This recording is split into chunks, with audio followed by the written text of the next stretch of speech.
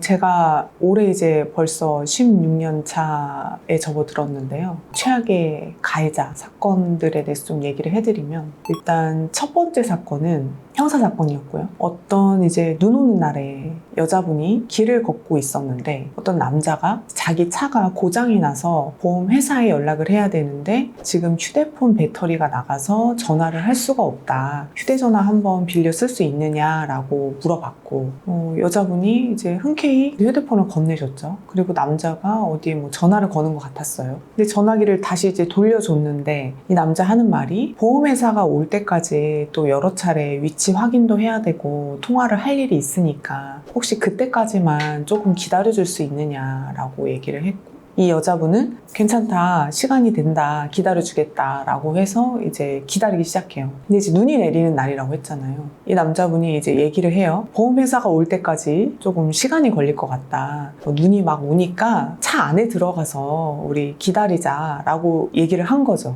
여자분은 또 별다른 의심을 하지 않고 차에 타요. 그런데 이제 차에 타고 나서 이 남자가 시동을 켜고 운전을 해서 이 여자분을 납치해서 데리고 다니면서 성범죄를 범한 사건이 있었어요. 처음에 이 피해 사실을 듣고 정말 너무 충격적이었는데, 더 충격이었던 건 법정에 가서 이 가해자가 하는 말들이 본인의 잘못을 반성하는 태도가 아니라 당당하고 자신감 있는 태도로 내가 이런 범행을 하게 된 이유에 대해서 여러 차례 법정에서 얘기를 하는 거예요. 자기는 마치 좀 그럴 만한 사정이 있었다는 듯이. 근데 그 얘기가 뭐냐면, 자기가 과거에 성범죄를 범했고 교도소에 들어가서 수감 생활을 한 다음에 나왔는데 본인한테 전자발찌를 채웠다는 거예요. 그게 자기는 너무 불공정하다고 생각하고, 그래서 나는 복수를 해야겠다 생각을 해서 이 범행을 하게 됐다는 거예요. 그러면 전에 범죄에서 전자발찌 부착한 거는 억울한 게 아니라 진짜? 그렇죠. 그거는 전자발찌 이제 관련 법에 따라서 당연히 부착되어야 하는 범죄였기 때문에 부착이 된 게 맞는데, 근데 본인은 나는 교도소에서 이미 다 수감 생활을 마치고 나왔는데 또 전자발찌를 채우니까 전자발찌를 차게 되면은 생활에 많은 제한이 있거든요. 그러니까 자기는 그게 너무 불편하고 싫었다 이거죠. 그래서 내가 복수해야겠다라고 생각을 해서 이 범행을 본인이 실행했다는 거예요. 그럼 안 해야 되는 거 아니에요? 그렇죠. 안 해야죠. 그리고 결국에는 다시 또 징역형이 선고돼서 교도소에 수감이 된 거죠. 근데 생각해보면 내가 길을 걷고 있는데 멀쩡해 보이는 어떤 남자가, 사실 겉보기에는 이상한 사람이다 이렇게 판단하는 게 쉽지 않잖아요. 휴대전화 빌려달라고 하면은 빌려줄 수 있을 것 같거든요. 멀쩡하게 생겼어요? 네네네. 그냥 멀쩡하게 생겼어요. 멀쩡하게 생긴 20대 남자였어요, 그냥. 그래서 뭐 이런 피해도 있을 수 있으니 항상 누군가가 도움을 요청하면 절대 도와주지 말아야 되나? 그러면 그럴수록 세상이 더 각박해지잖아요. 그래서 되게 안타깝기도 했고 너무나 경악스러웠던 그런 사건이었어요. 일반적인 사람들은 그러니까 뭐 지인이 피해가 있든지 아니면은 어떤 절차가 진행되는 걸 잘 모르니까 혹시 변호사로서 당장 성범죄 피해 입은 사람이 주변에 있다, 어떻게 하면 좋을까요? 사실 성범죄 피해 같은 경우에는 객관적인 증거가 없는 경우가 대부분이거든요. 너무나 당연하긴 하죠. 증거를 안 남기고 범죄를 범하니까. 그래서 이게 피해자의 진술이 굉장히 중요해요. 내가 어떻게 진술하는지에 따라서 사건의 결과가 달라질 수 있거든요. 그래서 내가 고소를 하기 전에 이 사건에 대해서 조금 전반적으로 정리를 하고 어떤 부분을 더 이렇게 얘기를 하면 좋을지 이런 거를 조언받는 게 되게 중요하거든요. 그래서 뭐 변호사와의 상담을 통해서라도 어떤 식으로 어떻게 얘기하면 좋을지, 어떤 부분을 더욱 자세하게 얘기하면 좋을지, 이게 사실 또 나가서 얘기하다 보면 생각보다 굉장히 자세하게 얘기를 해야 돼요, 수사기관에. 그래야 이제 수사가 진행되고 처벌을 받을 수 있는 거기 때문에. 근데 이제 그걸 모르시고 나가셨다가 당장 앞에 있는 경찰관 분이 너무 자세하게 물어오면 힘드니까, 그 상황을 떠올리는 게 너무 힘드니까 눈물을 흘리시고 또 이제 제대로 진술을 못 하시고 또 이제 순서가 또 막 뒤죽박죽이 되고 막 이렇게 돼버리면은 사실 그게 되돌리기가 어렵고 피해자 진술에 신빙성이 없다 이런 판단을 받을 위험성도 있기 때문에 미리 좀 변호사 상담을 통해서 어떻게 진술할지에 대한 조언을 좀 받고 가시는 게 좋을 것 같고요. 물론 사선으로 변호사를 선임해서 진행하실 수도 있지만 성범죄는 경찰서에 피해 신고를 하면 피해자 국선 변호사가 또 선정이 되기도 하거든요. 그러면 신고를 하고 조사를 받기 전에 전에 선정된 국선 변호사와 미팅을 하시면서 어떻게 진술을 하면 좋을지에 대해서 좀 정리를 하고 나가시면 좋을 것 같습니다.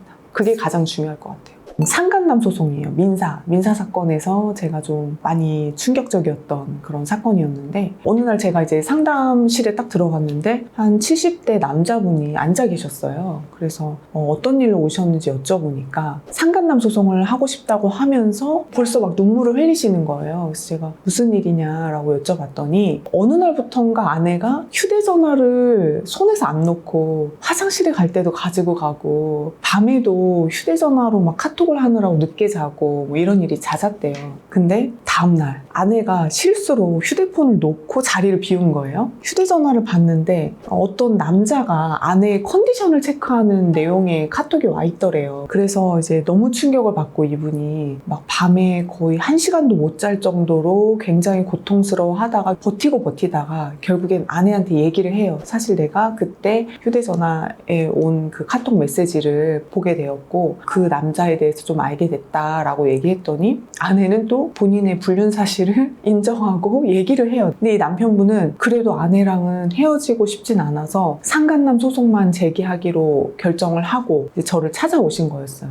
근데 갑자기 어느 날 상담을 좀 하고 싶다고 하셔서 오셨는데 보니까 아내분이 같이 온 거예요. 근데 아내분이 저랑 단둘이 얘기 나누고 싶다고, 남편은 좀 밖에 나가 있었으면 좋겠다고 해서 그렇게 하고 얘기를 나누는데 저한테 하는 말이 그 상간남을 걱정하면서 남편이 이 소송을 취하할 수 있게 설득을 해달라는 거예요. 와, 너무 좀 심하시다 라는 생각을 했고, 제가 얘기를 했죠. 저는 남편분한테 의뢰를 받은 변호사이고 남편분이 이 소송 진행하시겠다 하면 저는 남편분을 도와서 소송 진행할 거다, 그렇게 말씀을 드렸고, 아내분 나가시고 남편분이랑 얘기를 하면서 사실 아내가 한 얘기를 다 전달하기는 어려웠어요. 너무 상처를 받으실 것 같아서. 다만 한 번 더 확인은 했죠. 이 소송은 계속 하실 생각이시냐 그건 여쭤봤더니 자기는 계속 하겠다라고 하셔서 소송이 계속 진행이 됐어요. 근데 재판 이틀 전쯤에 아내가 저한테 연락이 와서 남편이 쓰러졌대요. 쓰러져서 지금 의식이 없대요. 그러면서 그 다음에 또 하는 말이 소송을 취하해달라고 하는 거예요. 그래서 제가 병원이 어디냐고 물었어요. 물어보고 병원을 확인해서 제가 병원에 직접 찾아갔어요. 이 얘기 들어보니까 진짜 쓰러지셔가지고 의식이 없는 상태가 맞더라고요. 그래서 일단은 얘기를 듣고 돌아왔고, 그래서 이 상황에서 나는 어떻게 해야 의뢰인의 취지에 부합하는 걸까 막 이런 생각을 굉장히 많이 했어요. 그런데 사실 제가 병원에 찾아가기 이틀 전에 남편분이 저한테 법원에 내는 서류에 제출해달라고 보내신 내용이 있었거든요. 근데 그 내용이 이제 상간남에 대한 원망의 내용, 그리고 자기가 너무 정신적으로 고통스러우니 손해배상을 꼭 받겠다, 그리고 다시는 아내에게 연락하지 않았으면 좋겠다, 이런 내용이었거든요. 그래서 그런 걸 비춰보면 사실 쓰러지기 직전까지도 이 의뢰인분은 이 상간남 소송을 계속 진행하겠다라는 의지가 강하셨던 거잖아요. 그래서 저는 이 의사에 따라서 진행하는 게 맞겠다라고 생각을 했고, 재판을 진행을 했고 이제 승소를 했고, 그래서 제가 아내분한테도 연락을 했죠. 남편분 명의의 계좌를 알려달라, 상간남이 손해배상금을 입금해주겠다고 하니까 좀 알려달라라고 얘기를 했더니 저한테 또 자기 그 돈 받고 싶지 않다는 거예요. 그러면서 알려줄 수 없대요. 그래서 설득을 계속 하다가 도저히 안 돼서 제가 그랬죠. 만약에 계속 이렇게 안 알려주시면 전 어쩔 수 없이 자녀분한테 연락할 수밖에 없다, 그거를 원하시는 건 아니지 않느냐라고 얘기를 했더니 그제서야 이제 남편 명의 계좌번호를 알려주시는 거예요. 그래서 그렇게 끝났는데 가끔 이제 생각이 나요. 아내는 남편분을 걱정하고 남편한테 미안한 마음을 먼저 표현하는 게 아니라 계속 상간남 걱정을 하고 소취해달라, 뭐 돈도 안 받겠다, 계속 이렇게 말을 하잖아요. 근데 남편분은 그거 전혀 모르시고 자기는 계속 아내와 행복한 결혼 생활을 유지하겠다, 아내를 여전히 사랑한다, 이런 말씀을 하시니까 너무 마음이 아팠죠. 그래서 오늘 최악의 가해자 사건에 대해서 제가 좀 말씀을 드렸는데요. 더 다른 이야기들이 궁금하시면 댓글로 의견 남겨주세요.